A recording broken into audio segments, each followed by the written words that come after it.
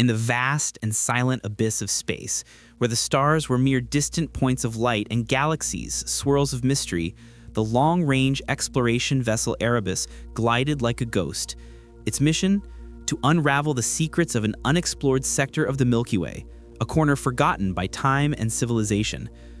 On board, an elite crew, each member a specialist in their field, united by insatiable curiosity and the promise of discoveries that could redefine humanity's understanding of the universe. Commander Eva Rostova, with visible and invisible scars from past missions, watched the cosmic void from the command bridge. Her eyes, accustomed to the darkness and vastness, searched for something more, something science had not yet cataloged.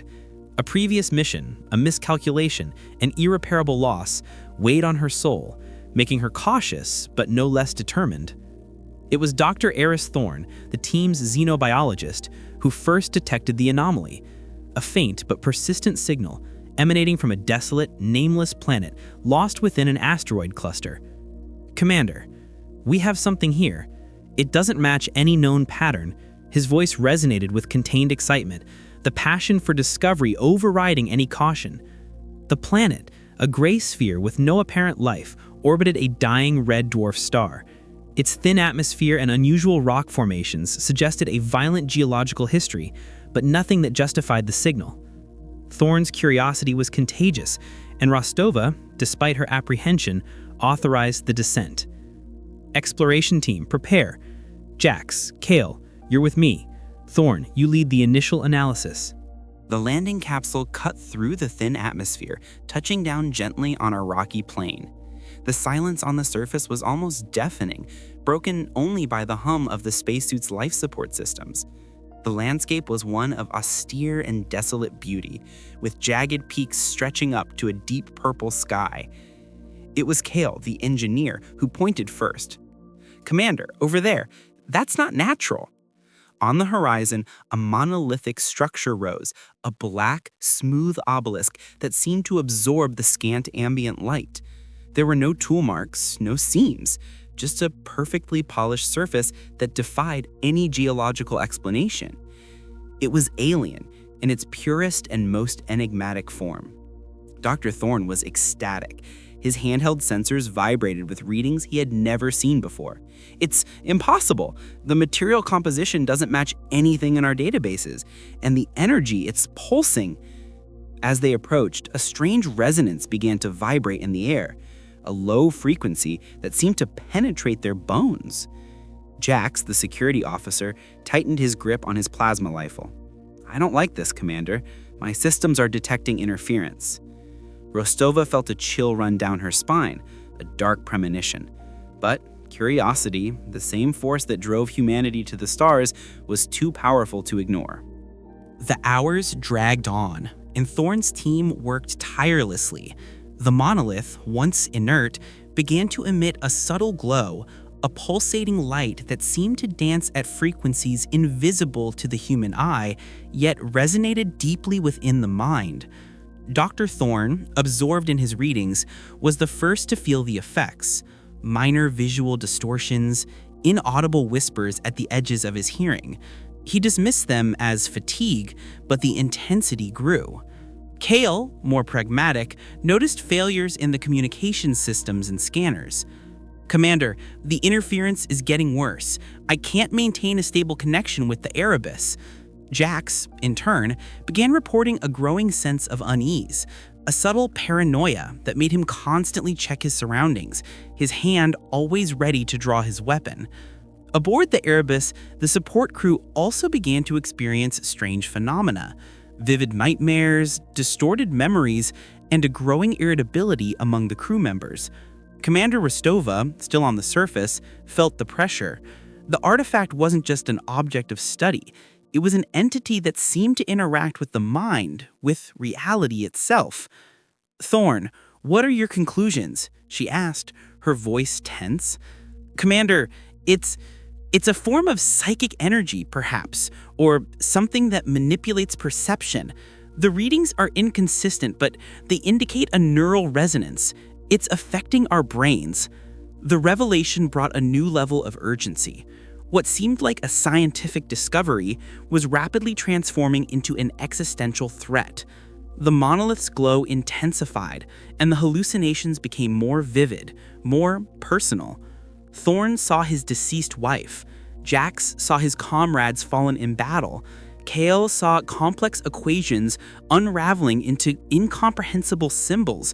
Rostova, in turn, saw the faces of her lost crew, their silent accusations echoing in her mind. Chaos began to take hold. Jax, in a fit of paranoia, aimed his weapon at Thorn, accusing him of having activated the artifact intentionally. "You knew what this was, Doctor. You brought us here for this." His eyes were bloodshot, his reality distorted by the monolith's influence. Rostova intervened, her voice firm but with a barely perceptible tremor. "Jax, lower your weapon. It's not him, it's the artifact." The internal struggle was visible in each of them. Kale, despite her logical mind, felt increasingly disoriented, her calculations turning into meaningless hieroglyphics. She was desperately trying to find a frequency, an electromagnetic pulse that could neutralize the artifact's influence, but every attempt seemed only to intensify the resonance. Thorn, recovering from the shock, grasped the true nature of the threat. "It's not just an illusion, Commander. It's feeding on our fears, our guilt. It's dividing us." With each moment, the hallucinations became more real, the voices more convincing. The team was on the brink of collapse. Rostova knew there was no time for deeper analysis. Survival was the priority. "Kale, we need an evacuation plan. Jax, prepare the capsule. Thorn, you're coming with us." But the artifact had other plans. The monolith's glow peaked, and a wave of psychic energy swept across the planet's surface. The landing capsule, once a safe refuge, now seemed like a metal coffin. Systems were failing, lights flickered, and the artificial gravity fluctuated, throwing the crew back and forth. The artifact's voice, once a whisper, was now a chorus of millions of minds echoing in their heads, promising power, knowledge, but also annihilation. Rostova, her mind clouded by visions of her past, forced herself to focus. The artifact's voice tried to seduce her, promising to rewrite history, to erase her mistakes, but she clung to reality, to her team. "Cal, any way to shield the capsule?" Cal, fighting against her own mind, which showed her infinite flaws in her designs, managed to stammer, "A reverse electromagnetic pulse might overload the field, but it's risky."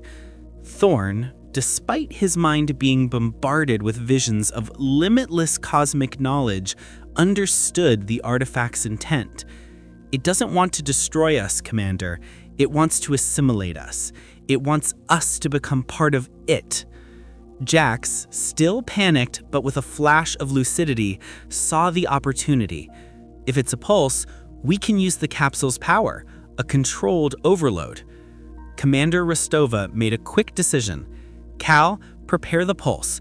Jax, help me stabilize the capsule. Thorn, guide us out of here the moment we have a window." The tension was palpable. The monolith pulsed with a frightening intensity, and reality itself seemed to bend to its will. The landing capsule shook violently, its systems failing one by one. Cal, with trembling hands, typed commands frantically, trying to sync the pulse with the capsule's unstable power. Jax, with surprising willpower, fought against the hallucinations, holding the capsule door shut against an invisible force trying to pry it open. Thorn, using his knowledge of xenobiology and the artifact's strange readings, tried to predict the entity's next move, searching for the exact moment for their escape. Time was running out. The Erebus up above was on the verge of losing contact completely. The choice was clear: fight or be consumed. With a cry of effort, Kyle activated the pulse. A wave of bluish-white energy erupted from the capsule, colliding with the monolith's black aura. For an instant, the entire planet seemed to freeze. The artifact's glow faltered, and the cacophony of voices in the crew's minds faded to a distant whisper. It was their chance. "Now!" shouted Rostova, and Jax, with one final push, sealed the capsule door. Thorn, his eyes fixed on the monitors, fired the emergency thrusters. The capsule shuddered, fighting against the planet's gravity and the artifact's residual influence, which seemed to be trying to pull them back into the abyss. They escaped. The Erebus, a beacon of safety in space, welcomed them back. But the victory was bitter. The crew was exhausted, marked not by physical wounds, but by deep mental scars. The Monolith, though distant, had left its mark. Thorn, now more reserved but with a glint of wisdom in his eyes, began cataloging the data, trying to understand what they had encountered. Kael, with her ingenuity renewed, sought ways to shield the ship against future psychic influences. Jax, quieter, but with a new understanding of the universe's complexity, reinforced security, knowing that some threats could not be seen or touched. And Rostova, the commander, gazed into the void, knowing the universe was far larger and more mysterious than she had ever imagined. The artifact remained there, a pulsating enigma in the depths of space, a reminder that humanity, in its quest for knowledge, was merely scratching the surface of a much vaster and more terrifying reality.